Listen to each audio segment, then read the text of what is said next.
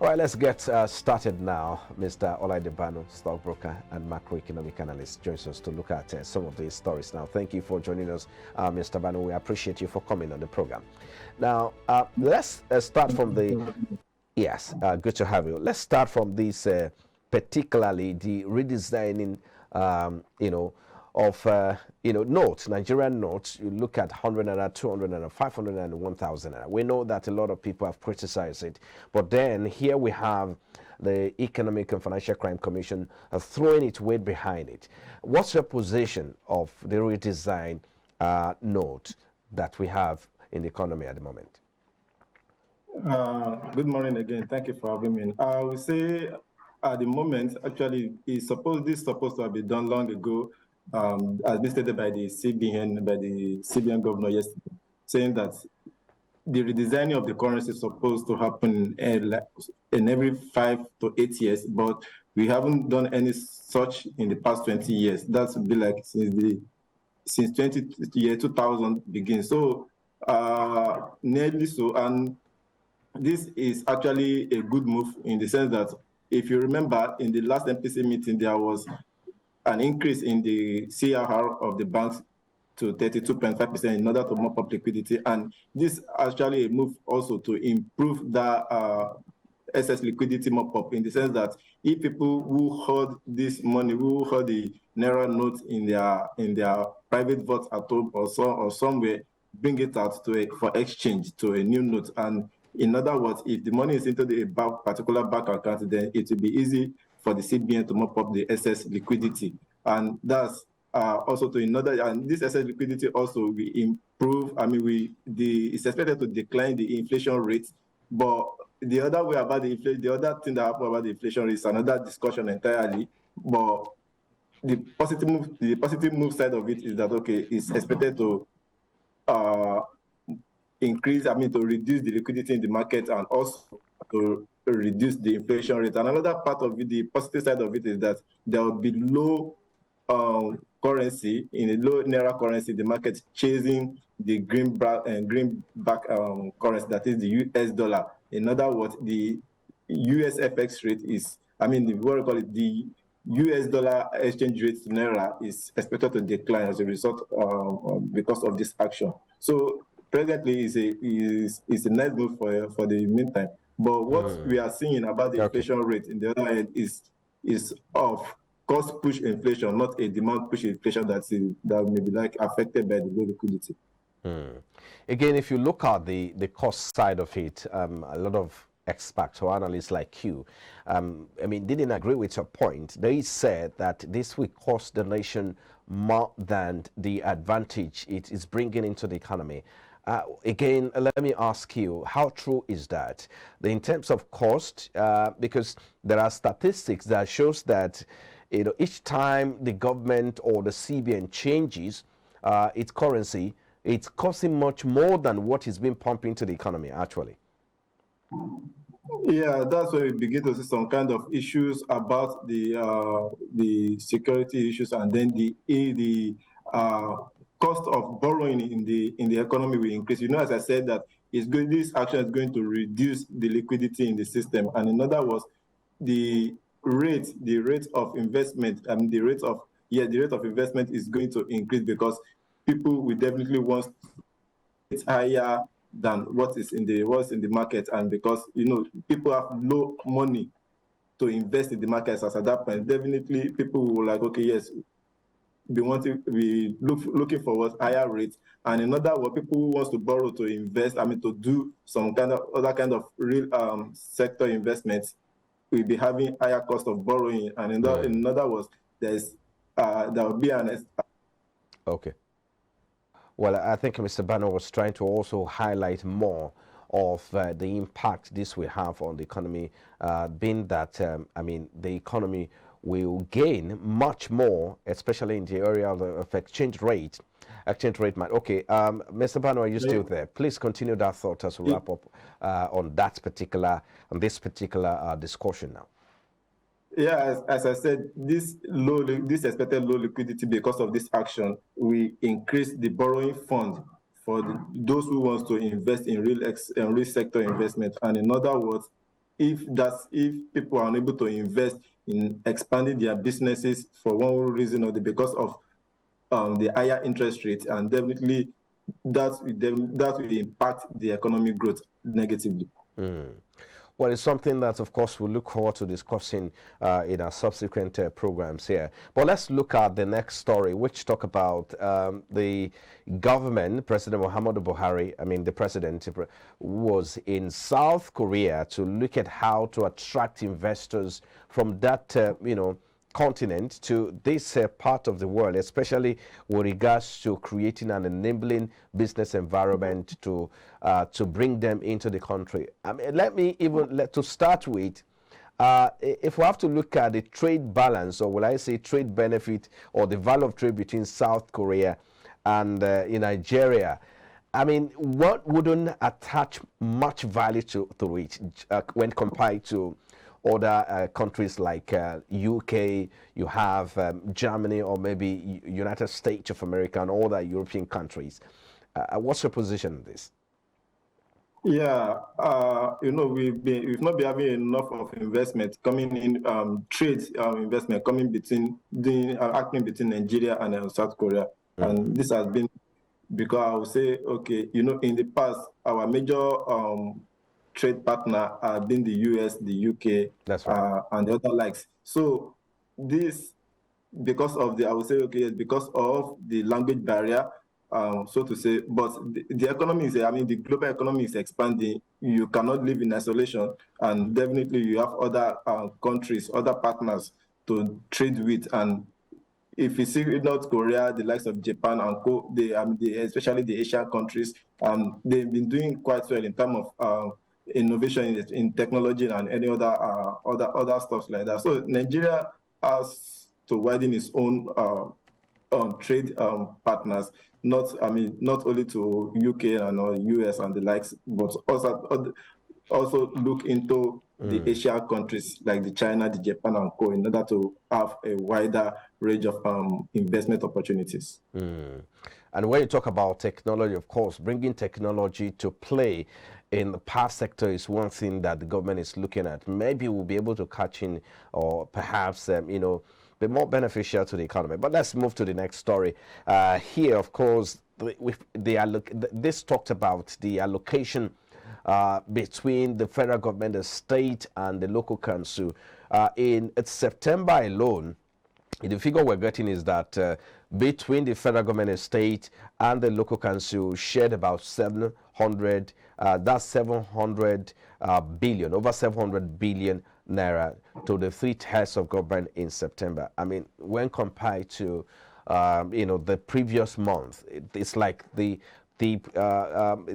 numbers we are getting in September was higher than what we had previously. Again, let's look at the impact of this sharing on the economy at the state level, the local level, even at the federal level as well.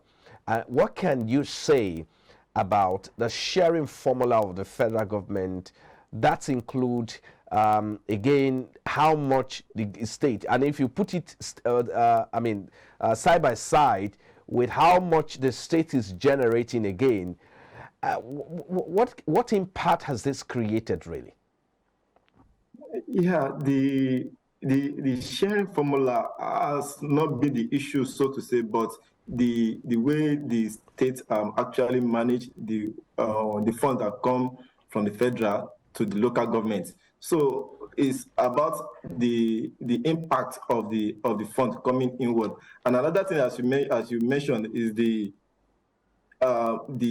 ratio between what is coming from the federal and the internally generated revenue from at the state level. So majority of Nigerian states, just few of them are actually more likely independent, like Lagos, Port Harcourt, we have the Kano, just few other states in the southwest. But majority of other states actually depend on this federal government allocations. So is actually affecting the economy. Another thing is that nearly 80% of the Nigerian states lack the, what we call it, they didn't give the local government the necessary dues at the right time. So they always sit at, the majority of them always sit at this one, and that's what the local government employees, so to say, the Nuggets and the other ones, have been clamoring for, the local government autonomy. So I think that has been granted already. That has been granted. Perhaps we'll begin to see the impact of this on the local, government development and achievement in the years to come. But I mean, another conversation in this regard is the fact that maybe it is time for the federal government to maybe lift embargo on some of the exclusive lists, because some states cannot even explore the mineral residents in their own state. But that's another conversation for another day. Let's look at the last story here, of course, which has to do with the gaming industry and how much the government is getting from that. I mean, we understand that the Federal Inland Revenue said that it has commended deduction of taxes of transaction point from online gaming transaction using the Sentinel National Payment Gateway and electronic solution. I think that's a new payment system where once a Nigerian or maybe someone who engages in gaming, engages in that, or maybe an organization, that there will be a direct deduction from that directly to the Federal Inland Revenue Service. It looks like the gaming industry is becoming a huge investment in Nigeria. What's the position? Exactly. Starting from that point, the gaming industry is getting wider, and you begin to see some various form of betting companies in Nigeria growing up like every day. And it's daily basis. You have the live games and the, what we call it, and the virtual games on daily basis that people make bets on. And the other ones, like, okay, yes, if you go to the street, you see, okay, yes, all this sort of what we call it, this other Ogun State man kind of betting. So you have Lotto, you have Lotto, you have Lotto, you have Naira bet, you have quite a lot of them. And you have a lot of them. There's another one called Mama Jebu as well. I mean, exactly. Yes. Exactly. So it's growing, and this is big because of the economic hardship. Well, I guess we're losing touch with you, the connection with you there. You were about saying that perhaps the reason why we're seeing this industry getting wider or maybe getting deeper, or the level of penetration is rising, is because of the condition, economic condition that we're having. I mean, I'll continue on that thought. You were talking about the fact that perhaps the reason why we see more investment again is because the economy is not smiling at some people. And so most Nigerians at the grassroots have to take to gaming to survive. Hello, Mr. Banu. Oh my, I learned we lost connection with Mr. Banu again, but hello, I think let's wrap up on that note, and before we go to the next thing, so please talk to us. Wrap up on that note. Yes, exactly my point you stated the other time, that is the betting industry is growing, and that's the reason, and because of the economic conditions of the low income people, and the reason, and the more we see this growth, the more we see more funds going, more funds going into this particular sector of the economy, and the government coming out to say, okay, yes, they want to centralize the tax collection in that manner. I think it's a nice move. Well, just let me allow you to just put a pause there. We'll take a break now. When we return, of course, just hang in there, Mr. Banu, as we come back to look at the stock market. I'm sure it's one other area of the market that you are passionate about, as we look at the continued bullish run, and that was recorded on Wednesday for the 5th straight section. So what are the triggers here? That's what we'll look at in a moment. This is Business Breakfast. Please stay with us.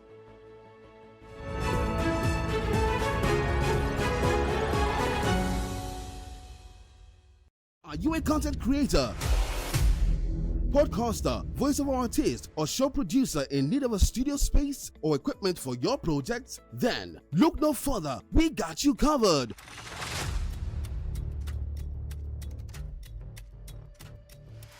With the very best of equipment and studio spaces at the most affordable rates you can ever imagine. For further inquiries, call 081-8236-4120 or you can call 070-68-000-168 or visit our head office at number 12 Old Olowara Road, Ojodu Berger, Lagos.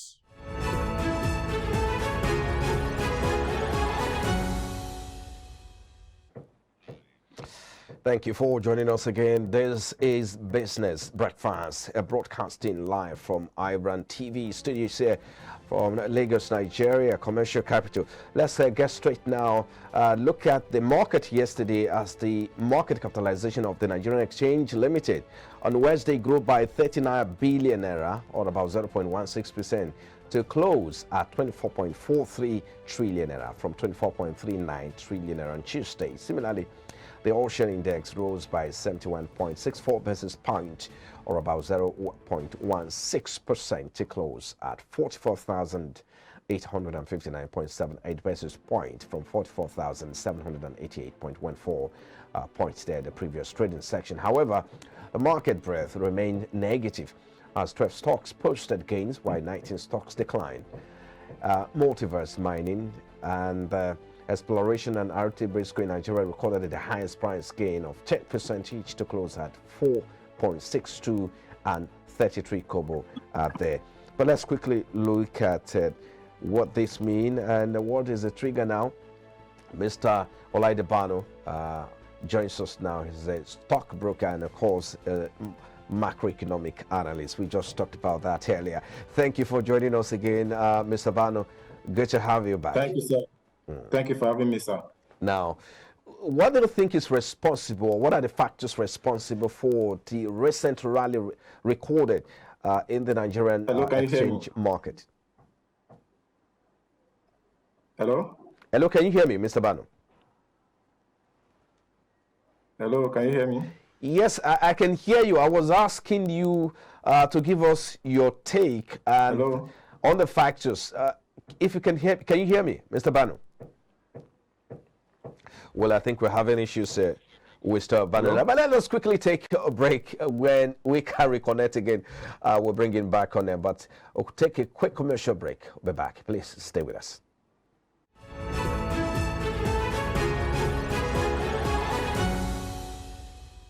We have Mr. Olaidebano, stockbroker, macroeconomic analyst. He joins us now. Thank you for your time.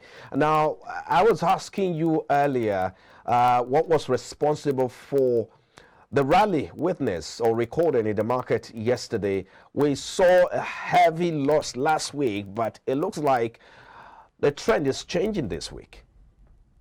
Yeah, thank you. You know, the loss we saw in the previous week was as a result of decline in the bellwether stocks like the Airtel. But now we are seeing the positive change again because of this bellwether stock again. Within last week and now we've seen the likes of Boa Cement gaining about 14%. We've seen MTN gaining. We've seen the likes of WAPCO. And all these bellwether stocks that can actually impact the market negatively. And as you said earlier, you've seen that majority of the time, we've seen this positive sentiment as the market breadth has actually been negative. That is, the number of gainers have actually been lower than the number of losers. So this, and I believe this is because investors are seeing, begin to work on what we call it on the Q2 report and the Q3 report of some stock that have actually been released, and investors are queuing ahead, taking advantage of this low price we are seeing. All right, just before I ask you for what the market, your outlook for the market today, let's talk more on the yesterday.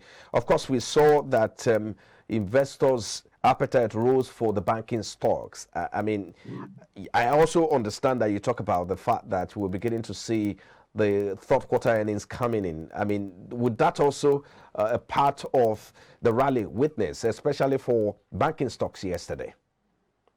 Yeah, we will continue to see that for the meantime, because if for example, the GT Q3 report that came out, they record a year-on-year. I think for the 9 months, they record a year-on-year growth compared to what they had last year after their work on the holding structure of the team. So the banking sector is actually be having a positive sentiment around it. Another thing is the major sector that has the highest liquidity in the market is the banking stock. So people are looking where they can actually come in easily and go out easily.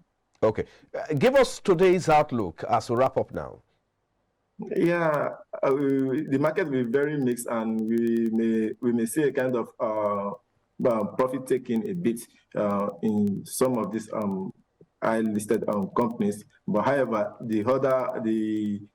it depends on which of what we call it the highest what we call say positive sentiments experience. If we continue to see the positive sentiment around the bar cement, then I actually say okay, this market may have a sustained positive sentiment, but by and large, I can say the market is still very dicey. We may begin to see a kind of decline anytime soon. Okay, I think we have to leave it there. Thank you so much for your time on Business Breakfast. We've been talking to Olai Dabano, stock market, stockbroker, and macroeconomic analyst. We appreciate your time. Have a great day. Thank you, sir. Still to come after the break, the Central Bank of Nigeria says it has redesigned some Naira note and will by December 2022 start circulating them. Well, after the break, we'll look at the implications of these on the economy. Please stay with us. This is Business Breakfast.